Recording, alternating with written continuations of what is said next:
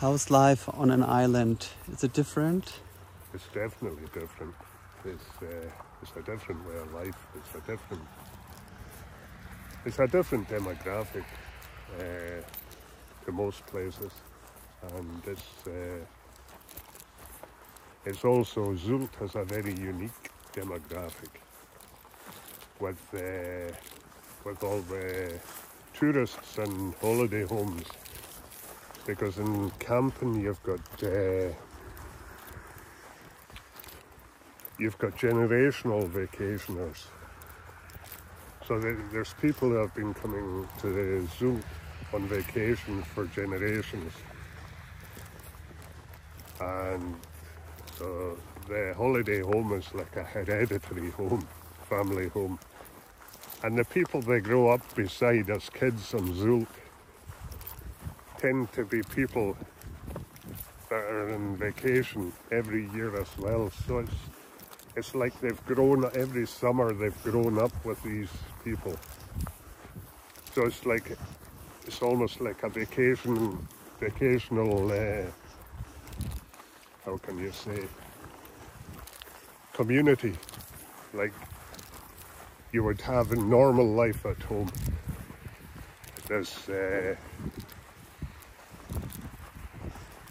I don't know, this demographic, this community, people actually know each other their whole lives, as in camping. So,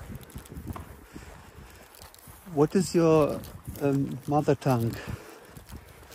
my mother tongue is English. I was, from school I was taught English, but my father's mother tongue was Scottish Gaelic, and I haven't spoken that in maybe 20 years or more. Is there a special word in Gaelic to describe the feeling of someone who's from an island? Yes, there is, and I'd have to look into it again. I can find it, but it's a word, and it's almost like a sense of being, a sense of belonging when you're from an island. It's, I don't know how you could say, yeah, it's like a feeling of being there before you were born. The familiarity of the island is like the island is part of you as much as you're part of the island. So ownership is debatable, whether the island owns you or you own the island. Does Gaelic have its own writing, own letters, different as Latin letters? Gaelic was originally it was an oral language, and traditions and stories were passed down orally around the campfire or the hearth fire in the homes. And there's a word that's used today for in Scotland, and it's for dancing and drinking and get-togethers, and it's Ceilidh. Now, a Ceilidh originally was just a getting together of people telling stories around a hearth fire. That was the origin of it. The word is just people getting together and speaking,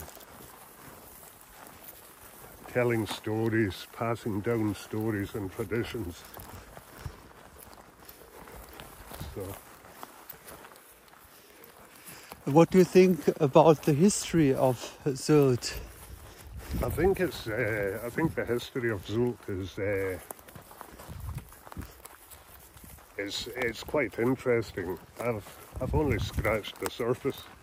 If we go down this way, yeah. If we scratch the surface of it, which I have, there's historical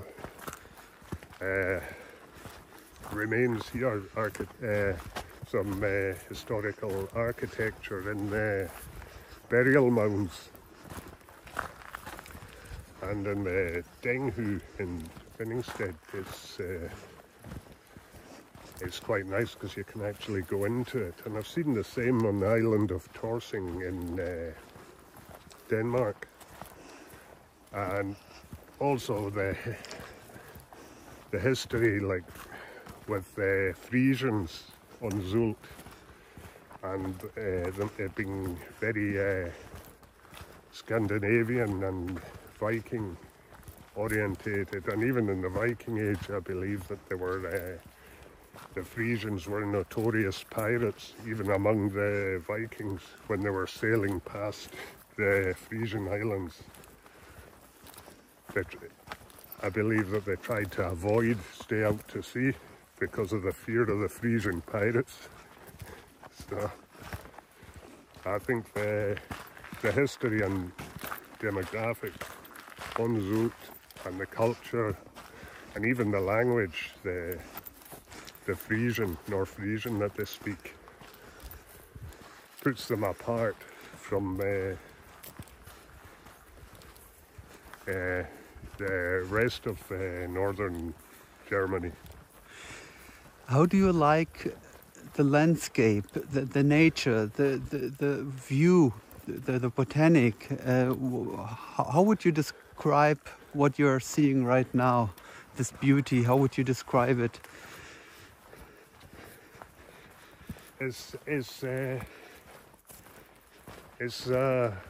rugged beauty of that you find in remote places where the intensive agriculture isn't sustainable, but people have sustained a life here for millennia. And traditionally, what you could get out of a place like this would just be subsistence farming, because it doesn't have rich soil for the heavy crop production, and you're limited on what you'd have for fuel for fires as well. And I'm not sure what they used for fuel here. I believe they might have cut the turf from the Heide to use as fuel. But at home in Scotland, in the northwest, on the islands, and the whole of the north, they used the turf as fuel to heat water, for cooking, to heat the house. Even today, in some areas, it's still used. So,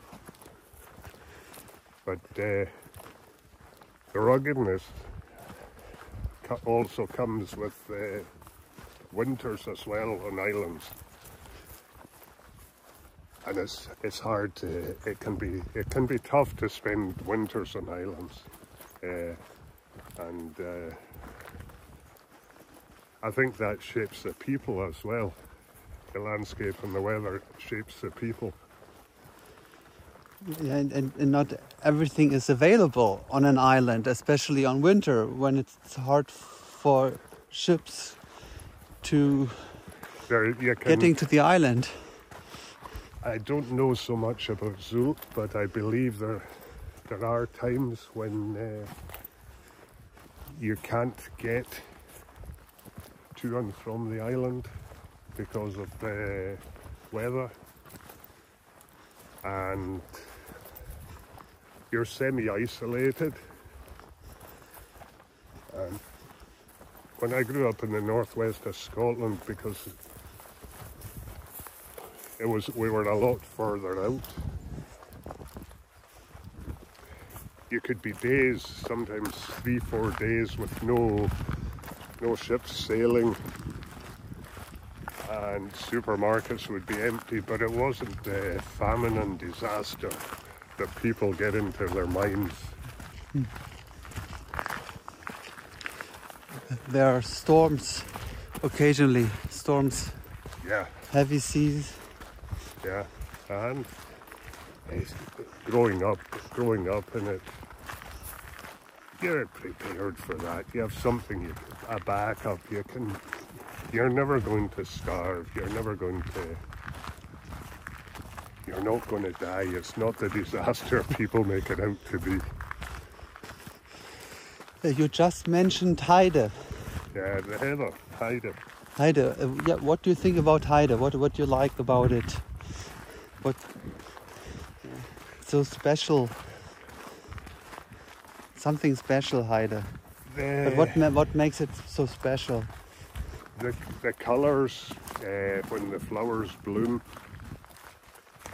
the pink, lilac, purple colours you see appearing, and as they die it fades and the flowers become like a beige, whitey colour.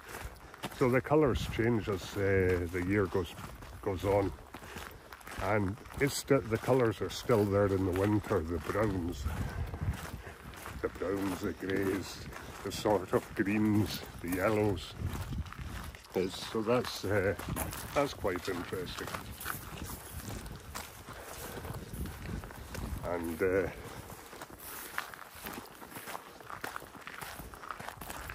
it's also quite a resilient plant. It's not affected by the weather, the wind. So. Yeah. Really, it is. Yeah. I didn't know. Because amazing. You look where it is. It's in Norway. It's in the north of Scotland. It's here in Sylt. It's up in the mountains. It's up, down in the lower ground, and it can withstand the harsh environments of extreme cold, extreme wind, drought, flood. It covers it. The resilience of it is phenomenal, and but there's different. In times gone by, they used to utilise it a lot more, but I can't say for what, for definite. Today I travelled with surfers in the train to Sylt. Are there many surfers in Sylt? And other surfers in Scotland too? There's a lot of surfers coming to Sylt. And there's actually a surf school in, between, I think down towards Montmarsh, just down at Montmarsh, there's a surf school. So there's a lot of windsurfing, kite surfing, conventional surfing, because the west coast with the waves and the beaches is good for surfing. But in Scotland it's the same. You've got so many islands, so much coastline, and the weather that'll give you the waves. But the waves are different in different places too. So, and the surfers are right into that. They've got their own little weather things and what the waves are doing and the wind's doing. They're nomadic adrenaline junkies. And I think to surf in the North Sea and North Atlantic and the Minches, it takes a bit of backbone, because it's not all sun, sea and sand. It's you are getting into some extreme cold weather when you're doing that, and wind. So I think it takes a bit of backbone to do that. Is there a special place for surfers in Scotland? The West Coast is what I know, and the Outer Hebrides, there's a a growing community of surfers and people who travel there for surfing. And the Inner Hebrides, there's I believe Heide is quite a well-known destination for the surfers due to the waves they're getting there. But Heide's a small island, and for islands it's relatively accessible. So, while islands on the west coast of Scotland is relatively accessible.